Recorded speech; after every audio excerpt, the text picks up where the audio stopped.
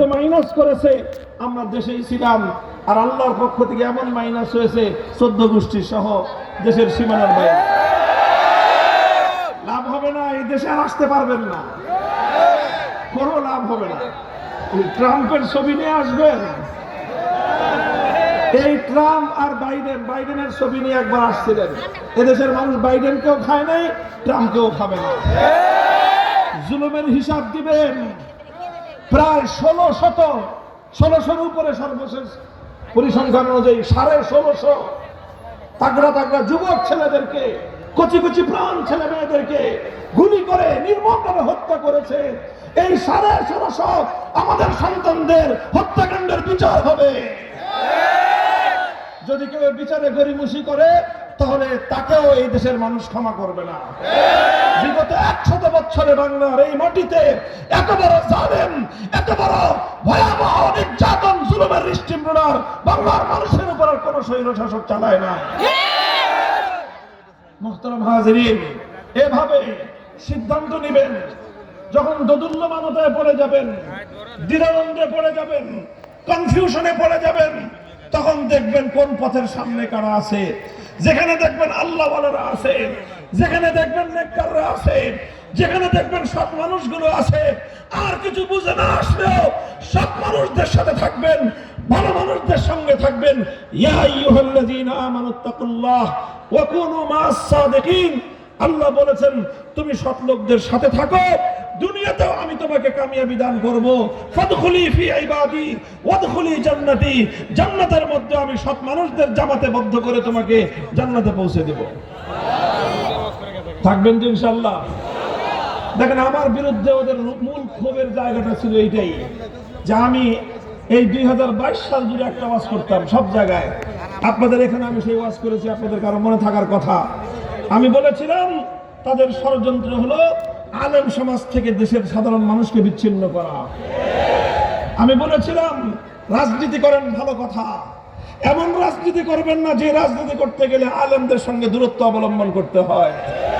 যেই রাজনীতির দল, যেই রাজনীতির নেতা তোমাকে আলেমদের থেকে দূরে সরতে বলবে, তোমার দল যদি তোমাকে আলেমদের বিরুদ্ধে মাঠে নামতে বলে, তোমার দল যদি তোমাকে আলেম সমাজের বিরুদ্ধে ময়দানে নামতে বাধ্য করে, হে মুসলমানের সন্তান, তোমাকে বলেছিলাম, আজও বলি, ভবিষ্যতে বলবো, যে দল তোমাকে উলামায়ে কেরামের কাছ থেকে দূরে সরে, সেই দলকে, সেই দলের নেতা নেত্রীকে 14 তালাক দাও। উলামায়ে কেরামের সঙ্গে তুমি থাকো, দুনিয়াতেও তোমার পরিণাম ভালো হবে, আখিরাতেও তোমার পরিণাম ভালো হবে ইনশাআল্লাহ। থাকবেন তো ইনশাআল্লাহ? ইনশাআল্লাহ। বিপ্লব আমাদেরকে চোখে আঙ্গুল দিয়ে দেখিয়ে দিয়েছে, মানুষ যদি সৎ নিয়তে, ভালো উদ্দেশ্যে যদি ঐক্যবদ্ধ হয়, আল্লাহ সাহায্য করেন। এখনো আল্লাহ সাহায্য করেন। আর আল্লাহ যখন সাহায্য করবেন, পৃথিবীর কোন শক্তি ইনশাআল্লাহ সেই বিজয় রুখতে পারবে না। এবারের বিজয় ইসলামী বিপ্লবের একটা প্রাথমিক স্টেজ, ভিত্তি স্থাপিত হয়েছে। এই বিজয়ে যারা রক্ত দিয়েছে, অধিকাংশই হলো ইসলাম প্রিয় জনতার রক্ত গিয়েছে। সুতরাং এ রক্ত একদিন কথা বলবে, এ রক্ত থেকে ফুল ফুটবে, এ রক্ত থেকে বাগান তৈরি হবে। সে বাগান হবে আল কোরআনের বাগান, হবে ইসলামের বাগান, বাগান হবে খেলাফতের বাগান, খেলাফতের বাগান ইনশাআল্লাহ।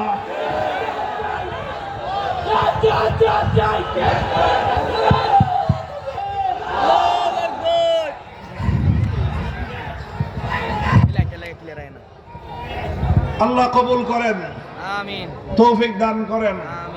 আমার জন্য দোয়া করবেন, আমি যেন যে কথাগুলো বললাম, এই কথার মধ্যে যেন কোনো লৌকিকতা না থাকে। শুধু মানুষকে শোনানোর জন্য, মানুষকে দেখানোর জন্য কোনো কথা, কোনো কাজ যেন আল্লাহ আমার দ্বারা না নেন। যা বলি, যা করি, সেটা যেন আল্লাহর সন্তুষ্টির জন্য, আল্লাহর দ্বীনের কল্যাণের জন্য হয়।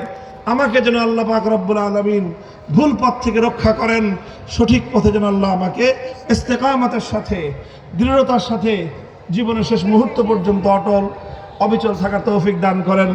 আল্লাহ যেন আমাকে আফিয়াতের সাথে রাখেন। ওয়াসাল্লাল্লাহু তাআলা আলা খায়রি খালকিহি মুহাম্মদ ওয়া আলা আলিহি ওয়া আসহাবিহি আজমাইন। সুবহানাল্লাহি ওয়া বিহামদিহি সুবহানাকাল্লাহুম্মা বিহামদিকা আশহাদু আল্লা ইলাহা ইল্লা আনতা আস্তাগফিরুকা ওয়া আতুবু ইলাইক।